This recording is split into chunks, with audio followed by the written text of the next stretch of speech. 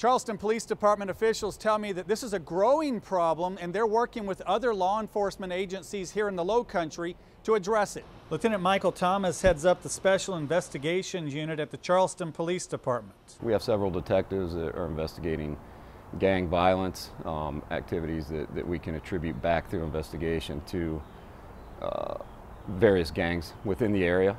Last June, the State Law Enforcement Division Chief Mark Keel held a rare press conference. He wanted to talk about the dramatic increase in the number of murders in the state. Murders increased 51% over the past 5 years. Murders are up 25% just from 2019 to 2020.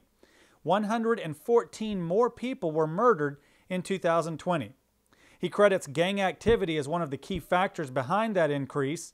So how does the Charleston Police Department try to stop retaliatory gang shootings? We do hold weekly meetings with other local agencies, whereas, for instance, one department may have a violent act, a shooting.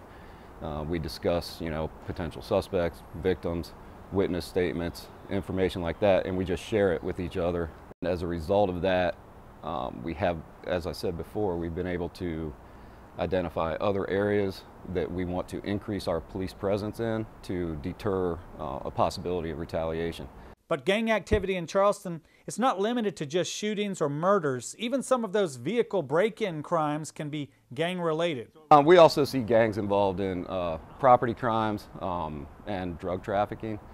Property crimes I'm talking about, we have traced back some B&E autos where handguns are stolen out of cars.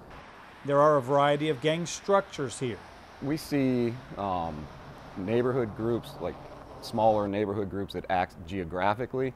We also see ties to larger, your traditional gangs, such as Gangster Disciples, Crips, Bloods. All those are operating in the Charleston area. What would you say to someone who may be concerned about gang activity in their area?